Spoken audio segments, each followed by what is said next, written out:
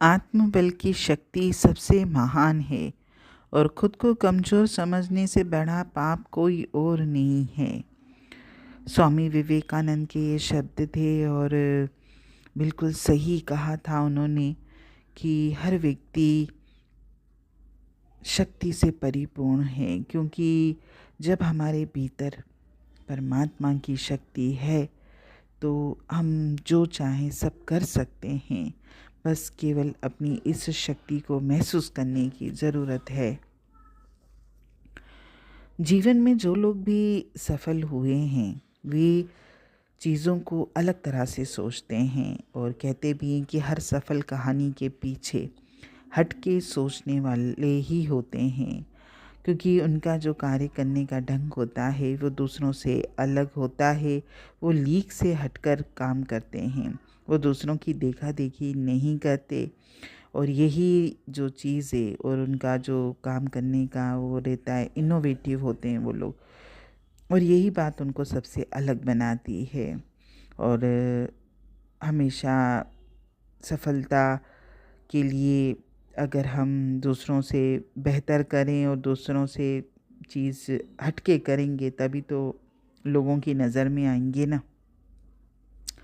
साथ ही ऐसे लोगों में दूसरों को भी काम करने के लिए प्रेरणा करने की शक्ति होती है, क्योंकि चीज़ों को देखने का और करने का जो उनका नज़रिया और तरीका होता है वो दूसरों से अलग होता है। और सफलता की राह पर जो भी आगे बढ़ना चाहता है वो उनको अपना आदर्श भी बनाता है। वो इस बात पर ध्यान नहीं देते कि हमने क्या किया, वे इस बात पर ध्यान देते हैं कि हमने क्यों किया और कैसे किया है, तभी तो वो आगे बढ़े। जीवन में कुछ भी करने के लिए या जीवन में सफल होने के लिए हमको थोड़ा सा दूसरों से हटके सोचना पड़ेगा। जो कई बार क्या होता है कि संसार जिस रास्ते पर चलता है, भले हमारा माइंड ये कहता है कि ये चीज़ सही नहीं है, लेकिन हम वैसा ही करने लगते हैं। हमें ये नहीं करना है, हमें अपनी अंतरात्मा की आवाज़ सुननी है। जीवन का हो, संसार का कोई कार्य हो या कुछ भी हो, लेकिन हमको अपनी अंतरात्मा की आवाज़ के अनुसार ही आगे बढ़ना है, तभी हम जीवन में कुछ कर पाएंगे।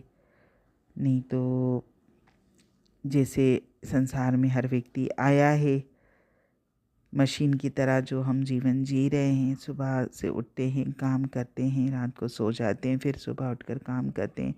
ना तो हमारे जीवन में कोई आनंद है, सांसारिक भोगों में कुछ नहीं है, या और हमने अपने आप को परमात्मा से भी कितना दूर कर दिया है। अब क्यों कर दिया है इसका कारण भी यही है कि हम अपने जीवन से ही खुश नहीं है ना।